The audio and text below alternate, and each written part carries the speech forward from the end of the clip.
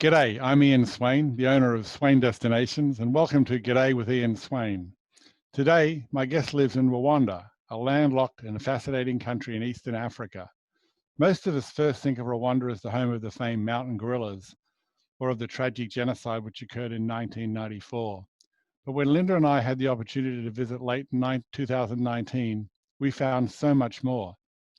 One&Only Resorts, one of the world's most luxurious hotel brands, opened 2 properties in 2019, and Craig Storkey is the area general manager of both properties. One&Only Resorts is the perfect partner for Rwanda, as both are unique. One&Only creates a property that fits with the local traditions, but luxury throughout. We only met Craig last November when we arrived, but we became fast friends. So welcome, Craig. Thanks, yeah. Let's have a quick discussion on your thoughts of Rwanda. When Linda and I visited, as I said, we found so much more. What are some of the elements that you found after being there for over a year now? Yeah, you know what? Rwanda is so much more than gorillas. It's so much more than the genocide. I think, we've got these amazing wildlife reserves at Akigera, which is many people don't even know exists. So when you're going into Akigera, you're not going into a high density environment. You've got Nyungwe Forest with the chimps. We've got Lake Kivu. And the people are just so warm and friendly and so inviting. We were joking early on today saying social distancing is really, really hard in Rwanda because the love and the feeling between the people is just so great that you just touch. That's what it's all about. We also found that people are so proud of their heritage and were amazed at the stories that we were told by each person we met. You must have made some great friends by now. It's not difficult in a country like this. You're warmly welcomed by everybody, from top leadership all the way down. It's just really amazing. We had the governor of the Northern Province pop in the other day to say hello and see how we're doing. And it's those type of things which makes this country so special. The chairman of the RDB, who also is the cabinet minister, will be on the phone to you and saying, how are you doing? What can we do to help you? It really makes a huge, huge difference. I'm thrilled that the borders are opening in August, as we have clients ready to travel now. It must be exciting for you and the team to get back to work. Yeah, especially at Gorilla's Nest, because we had just opened, and we had opened with such a big bang, and it was going really, really well. And I had taken 2 weeks off to go to South Africa, and I got this phone call saying they're closing the borders.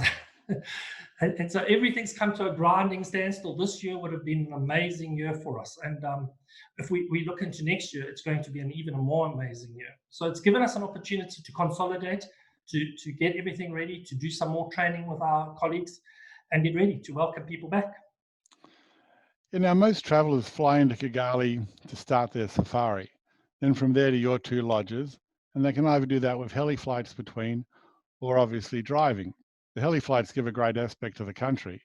When you fly over the country, and what we found is that the Rwandans use every square foot of land for agriculture, which amazed us. Between the 2 lodges, Nyungwe House and Gorilla's Nest, they're both very different, as you know, you and I both know. Nyungwe is a renovated lodge and Gorilla's Nest a brand new build. Can you talk a little bit about Nyungwe, its setting in a tea plantation, and why it was where it is, the activities and the room types, Craig? Well, Nyungwe is most probably one of the most special places on earth. You're literally in the middle of a tea plantation surrounded by Africa's oldest rainforest. For anyone who does any meditation, if you sit on that deck and you look into the forest, you can switch off for hours. You don't even need to be trained to do it. It just because there's so many hues and colors and movements in the trees, it's just an amazing, amazing place. It really is God's own country, and it's a very, very special place. Now, you also got the canopy walk and also the chimpanzees, obviously. Yeah, you're right. And also we have a waterfall walk within the park, and you can obviously, if you're interested, we can take you a bit further afield and take you into the villages. We can walk through the tea plantation. You can run on the outskirts of the tea plantation in the morning. We've got the yoga decks. We've got our gym. So there's a lot for you to do while in Nyungwe. And you've got the main lodge house, and then you've got several suites, and I think there's a 2-bedroom suite there as well. which is great for families. So do you have many families visiting to Rwanda, and is there an age limit as to what you can go on treks? When it comes to the gorillas, we have an age limit, but for all the other activities, you're looking at about 12 to 13 as the cutoff age. So that's something to be cognizant of when you're traveling. And in Gorillas Nest Lodge, moving up to there, which is located in Volcanoes National Park, which borders the other countries around. What an amazing property. Please talk about that and why that site is so relevant. And I believe Linda and I were and our friends when we visited were some of the first few to check in when it opened, which we really had a great time. You know, if you go onto our internet site and you have a look, we've got 21 suites and rooms. On that, each room is separated from the other. They all sit on pods and they literally float above the vegetation. So you're really secluded. We talk about social distancing and distances between people. Well, you don't have to try very hard at Gorillas Nest because it's just naturally. We're on 32 hectares. We're in the middle of a village, a little bit different from Yongwe, because you get the feeling of the village. You sometimes hear a little bit of noise coming out of the village, but you secluded within the resort. We have Club One, which has the gym, our swimming pool, and a bar and restaurant. We have the main building, which has a coffee bar, and then obviously the main lodge, which has our restaurant and bar. And I'm very excited to tell you, we've now opened Jack Hanna. So you all know in America who Jack Hanna is. I don't need to tell you, the famous zoologist. And he built a house there about 15 years ago. He was probably one of the first people to come to gorillas, to see gorillas after Dian Fossey. And he made gorillas famous in Rwanda. He brought the likes of the Gates and a whole lot of other famous people to Rwanda to experience the gorillas. And we've now taken over the cottage and we've converted it. So we stayed true to the design of the cottage, but we've included now a full pool table. So there's a games room, there's activities, there's a little snug so you can watch your videos if you want. And it's really a really nice facility away from everything else. Yeah, I remember you working on that when I was there. I had a quick look in there when it was still under construction, and it's going to look great because it's just up the back of the resort there. And talking about the food, which you briefly mentioned, and you shouldn't just briefly mention it because your chef there is amazing and the way he blends local traditions with Western cooking. So please say good day to him for me, as we both enjoyed every meal we had. Now let's just talk about the trekking, because most people do go to Rwanda for trekking. And as from your lodges, you can visit the chimps, the gorillas, the golden hair monkeys. Perhaps you can explain a typical day with the animal trekking. Well, you're going to get up early in the morning. We was probably at around 5:30. You'll come through to the main lodge. We have what we call a breakfast on the go, where you will pack supplies for the day. You'll also have a light breakfast. You then go off on your vehicle. You will go through to the national park. There'll be a briefing. Behind the scenes, your guide will be haggling to get you the shortest possible trek. You have an amazing experience. There's not been one guest who's come back and hasn't truly had a life-altering moment in terms of viewing the gorillas. And unlike other safaris, you don't have the luxury of having a vehicle between you and the gorillas. There's literally nothing. And a lot of guests will tell you that although you keep the 7 to 10 meters from the gorillas, when the gorillas start moving towards you, you can't move back. So quite often, you end up getting brushed by the gorillas. It's just really a very special moment where you come close. You know, 20, 30,000 years ago, they went one way and we went the other. And I think there's 2 chromosomes difference between us and the gorillas. And you look at them and you look at the hands and you look at the fingernails. It's just an amazing experience. You come back to the lodge, depending on what group you're in and how far you've hiked. We take your shoes. We make sure that they look better than when you left. You have a really great lunch and you back in bed very early that night, because number one is we're very high altitude. So you get tired fairly quickly, and you've obviously done a fair amount of physical work that day. And it also, I think, emotionally, it's quite draining when you come so close. It's an incredible experience. Well, you forgot one key point, and that's that of the porters that are available for you to hire. And I took advantage of two porters, and they really help you because some of the going through the trekking is a bit tough, and you need a hand, and they give you a hand and they help you. It's not just they're not just carrying your backpack; they're actually helping you through the forest. And the nice thing about it is that these guys, as I understand it, used to be poachers, and now they've been trained to help in the conservation of the gorillas and make sure that they survive. So it's really a great situation, and one that we suggest to all our clients is that they hire the porters when they get there, as they're invaluable help and just someone to help you get through it.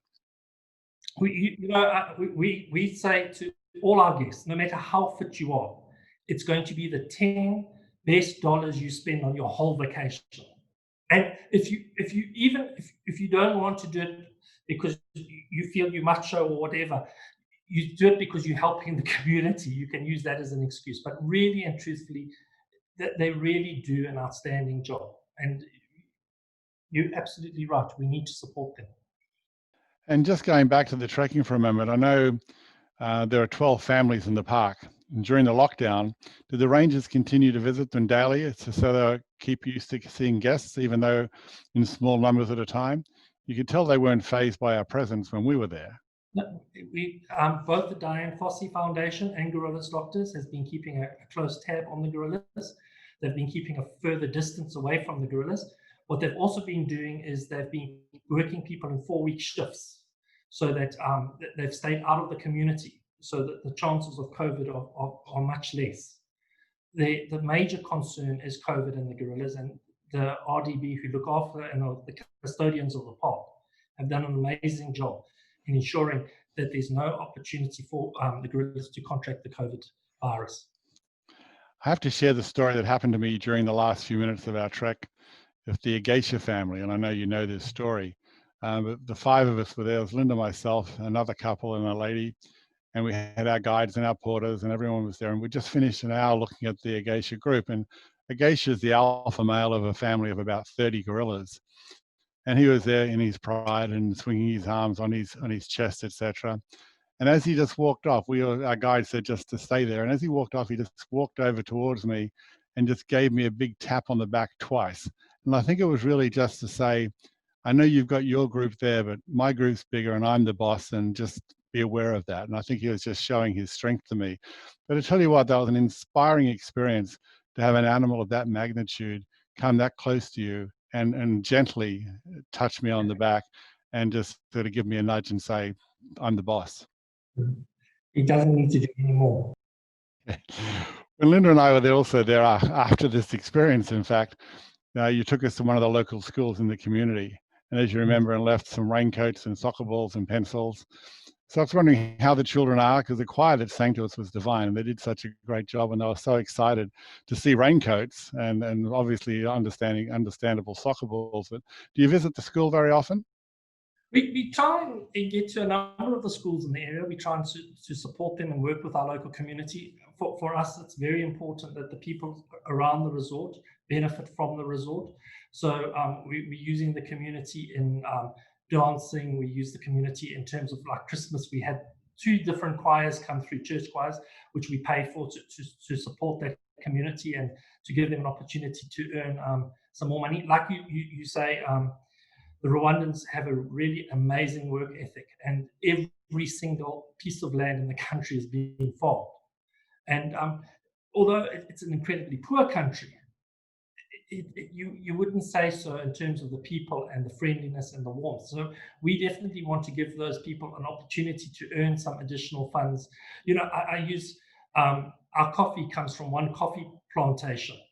And we chose it because it was a group of women. And I went up there. It's about an hour and a half from the hotel. And I'll never forget. I said, "Where's the plantation? I can't see this plantation anywhere." I was expecting, a big field with coffee bushes. And there was literally 3 or 4 bushes behind everyone's house. And they would harvest that, and that would pay for the school fees. We buy that entire crop. And so it's very, very important that the community directly benefits from us being there. I'm very happy to hear that the Rwanda Development Board that controls the gorilla permits, etc. And whilst the gorilla permits are not inexpensive, the money is going back to maintaining the stability of the gorillas and also the sustainability of them for the future, for our future generations to see. So they do a great job, and I feel that whatever the cost is for the permits is worthwhile, because it's an experience that you'll never have anywhere else in the world. Talking about the local communities, and they've been coming together over this lockdown in so many different ways. Do you have any positive stories of something in your community that touched your heart? No, we were approached by the community leaders, both at Nyungwe and at Gorillas Nest, because during the hard lockdown, people couldn't leave their homes. And there's a lot of subsistence trading that takes place, and that's how people earn very little, but they get by selling stuff on the side of the road. And we actually provided 600 families with meals for a month. We went out to the district offices, and we obviously, over this period, you can't partake in umaganda. So that was our umaganda. We went and distributed the food, and it was really, really great to see the smile on people's faces. And it was just basic food, but we knew that they would be eating now for a month. I don't think anything coming out of a One&Only Resort is basic food, Craig. But anyway, I'm really happy, and I'm really proud that we're partners together in that, and to partner with companies that do look after the local communities, because it's such a big part of the experience that our guests have when they travel to your destinations.